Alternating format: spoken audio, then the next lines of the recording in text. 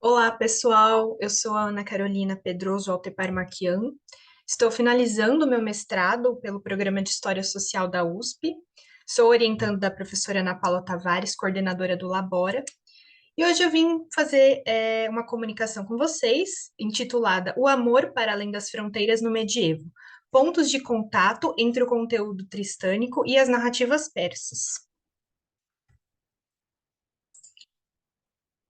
Bom, o que eu pretendo com essa comunicação é apresentar, na verdade, um debate teórico e historiográfico sobre as possíveis relações de semelhança, né, e influência entre duas narrativas que nasceram ali no Ocidente medieval, que é a lenda de Tristão e Isolda, bastante conhecida pelos ocidentais, e a narrativa persa de Vis e Ramin, que são narrativas que têm o amor proibido como um núcleo central da história, né?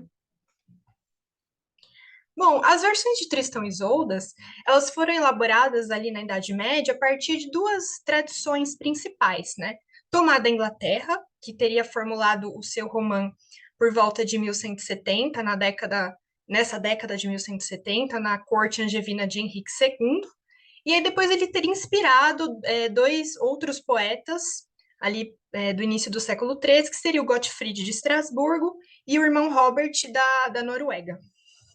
Nós temos uma segunda versão também, que é a versão de Beru, que teria sido formulada também ali nessa segunda metade do século XII, que teria inspirado depois a versão de Erhard de Oberg, né, no final do século XII também. Essa transmissão no Ocidente ela teria se dado de uma forma oral, porque essa história, segundo a maioria dos especialistas, teria uma origem ali entre os séculos V e VI, no que a gente compreende hoje como Ilhas Britânicas, tá? Bom, o poema de Vize Ramin, também, como eu havia falado, se trata de uma narrativa com um fundo adúltero, com uma narrativa, é uma narrativa sobre um casal adúltero, né, que vai contar a história de um triângulo amoroso entre a princesa Vis, a nobre Vis, o Ramin, que era irmão do rei da Pérsia na narrativa, que era o Moabad, né? E tem uma diferença, né, nessa narrativa que o casal ele não morre tragicamente como em Tristão e Isolda, né? E essa seria a principal diferença. Depois eu vou tratar das semelhanças para vocês. Ela seria originária da região norte do atual Irã, segundo ali o especialista Vladimir Minorsky, que estudou o tema em meados do século XX, e ela teria sido formulada na época do domínio parta, no atual Irã, né? E o que é interessante é que houve uma tradução do persa médio para a língua georgiana ali por volta do final do século XII, que está aqui o nome, Vise Ramiani, e seria essa versão que teria se espalhado no Ocidente, segundo a maioria dos especialistas.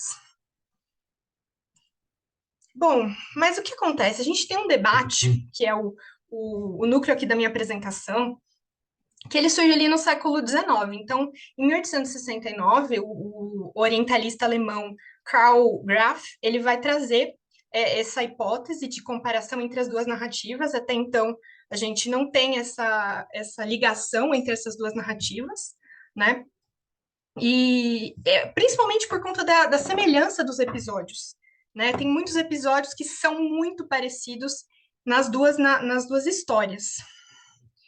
E só que, enfim, essa narrativa, essa hipótese do Graff, ela acaba não ganhando muito força na academia, porque ali no final do século XIX a gente tem o estudo do Gaston Paris, né, e da Gertrude Chopin, no final do XIX, início do século XX, que vai sustentar a, a possível origem céltica, né, da lenda de Tristão e Isolda. E essa é a teoria que vai perdurar no imaginário e na academia também por volta ali de todo o século XX.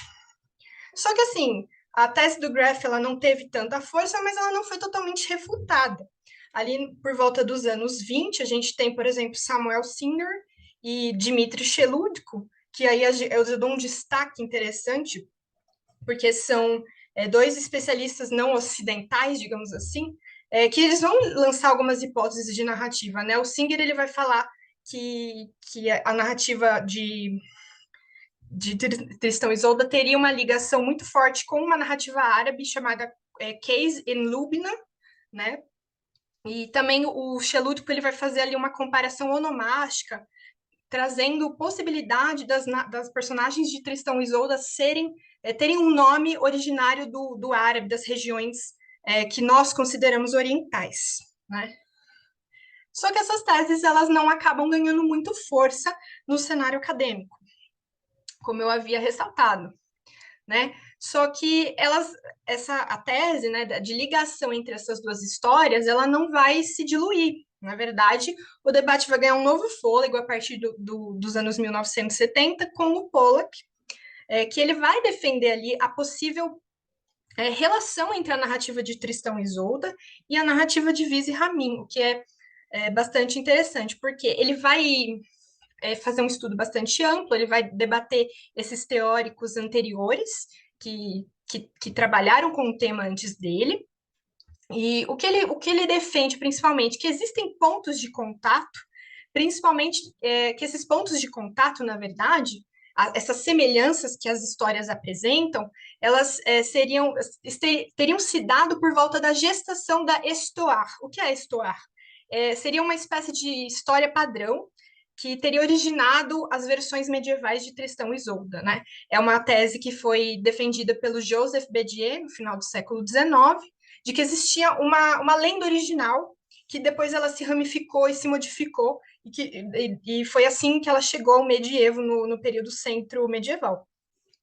E aí o Pollock ele vai, né, falar que sim, tem muitas semelhanças entre as histórias, nas duas histórias tem a presença, né, da cerimônia de ordalho, de julgamento por ordalho, e as duas princesas das histórias, elas passam por essa situação, né?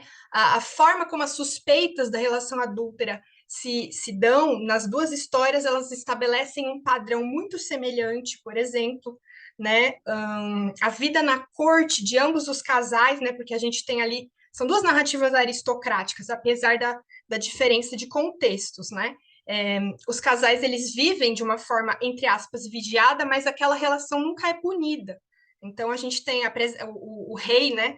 No caso, o rei da Pérsia, Moabad, e o rei Mark, da Cornualha, que são os dois reis das duas narrativas, eles não querem aceitar que essa relação adúltera existe. Então, a gente tem aí mais um ponto de semelhança que é defendido pelo Pollack, né? Além do casamento do herói, no caso de Ramin, e também de Tristão com uma outra mulher, para tentar esquecer ali a amante, a amada, né? E seriam assim, grosso modo, seriam esses pontos de contato, né? E também a importância que a Pérsia desenvolveu na época que os contatos entre Ocidente e Oriente já estavam ali se encaminhando, né? Mas na década de 1980, a gente tem um outro especialista, um outro estudioso chamado Paul Kunitz, que ele vai, na verdade, negar essa teoria de relação entre ambas as histórias. E qual o seu principal artifício ali para poder negar? É se basear puramente nas possibilidades de transmissão textual dessas histórias. Então, o que ele vai falar? Né? Há uma impossibilidade dessa transmissão textual, porque esses textos do que a gente considera hoje do Oriente só chegaram no Ocidente de uma maneira plena e muito mais difundida a partir do final do século XII e início do século XIII. Então, se a gente pensar dessa maneira, não teria tido tempo dessas histórias, dessa história, no caso, né, de Viz e Ramin, chegar a tempo de influenciar a formulação de Tristão, que se dá ali no meados do século XII. Né? Ele vai falar que esses textos, a maioria desses textos que chegaram, que começaram a chegar no século XII e XIII majoritariamente, eram de cunho filosófico, médico, e, enfim, que começam a circular ali no Ocidente, e não propriamente uma literatura. Essa é a tese do Kunitz. Só que em 2012 a gente tem um estudo de fôlego bastante interessante, que foi realizado por uma estudiosa chamada Shala Nozhat, E o que ela faz? Ela se propõe, né, a uma análise comparativa muito mais profunda entre as narrativas que a gente está debatendo aqui. Então, ela vai identificar traços de um arcabouço mitológico e simbólico em comum entre ambas as narrativas, né, por detrás dessas histórias, né? Então, por exemplo, ela vai enxergar semelhanças estruturais importantes da forma como as histórias elas são elaboradas, são formuladas.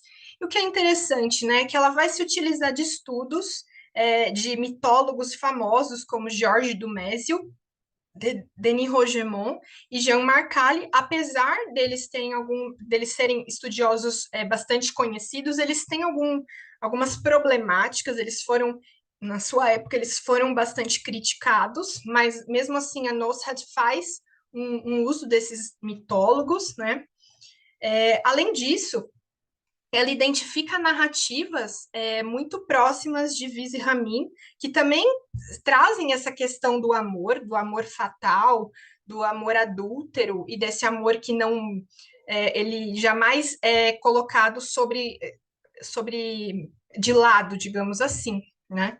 Como, por exemplo, a gente tem a narrativa de Varka e Goucha, eu não sei se assim se pronuncia, perdão se está errado, mas e também teríamos a narrativa de Khosrow e Shirin, que seriam duas narrativas do mundo árabe, digamos assim, se a gente for generalizar esse termo, né? Que também teriam dado a sua contribuição para Viz e Ramin e também teriam elementos presentes na estrutura de Tristão e Isolda, né? E só destacando que esses contos amorosos persas, eles datam principalmente da época pré-islâmica. O próprio Viz e Ramin, se nós formos analisar, né, se nós confirmarmos a teoria de Minorski, ele teria uma origem na época da dinastia Arsácida, com traços até do zoroastrismo. Então, ali, nessa época que eles floresceram, eles trouxeram, provavelmente, esses traços, né? Mesmo que tenha já florescido numa época em que o islamismo já estava em voga, né? E o que é interessante, né? A Shala Nosrat, ela vai, então, portanto, identificar essas estruturas, né, essas paixões transgressoras, um domínio religioso em ambas as histórias, que vai, consequentemente, colocar visões de mundo antagônicas como centro ali da narrativa, né, como um enredo que é uma mola propulsora da história, né? E também a questão da fatalidade, porque mesmo o Viz Ramin não morrendo de uma maneira trágica, como Tristão e Isolda morre, eles têm uma vida feliz, mas o Viz morre primeiro e Ramin morre depois, né, em consequência da morte da sua amada, também depois, mesmo já tendo uma idade avançada.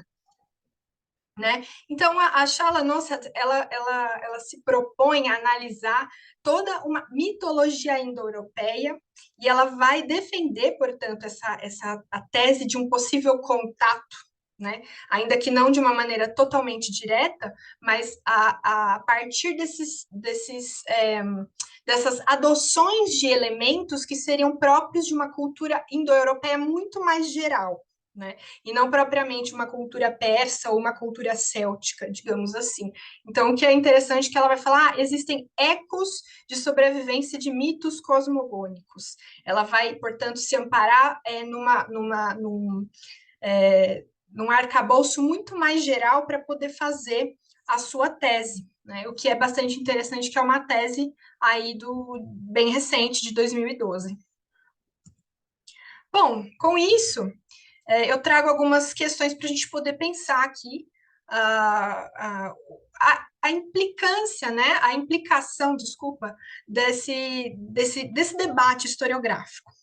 Né? Os caminhos historiográficos do debate, o que é interessante, por que houve uma rejeição dessa teoria ali no 19, né, no século XIX, por que ela não ganhou fôlego durante o século XX, principalmente entre os estudiosos ocidentais, eles vão, né, defender a tese da influência céltica, da origem céltica da história, apesar de terem fortes argumentações sobre essa origem céltica, eles vão rechaçar há semelhanças que são muito marcantes entre Tristão e Isolda e Vis e Ramin.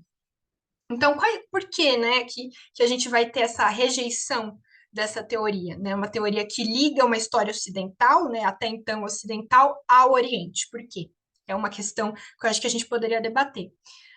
A questão de ter uma multiplicidade de histórias de amor nesse período, tanto no contexto oriental quanto no contexto ocidental, qual a motivação? Né? Porque quais são as redes de contato, as redes de relações que estariam por trás dessa difusão de histórias de amor? E por último, o ponto que eu acho que seria interessante nós trazermos para o debate é essa abordagem ampliada que a Shala nos traz.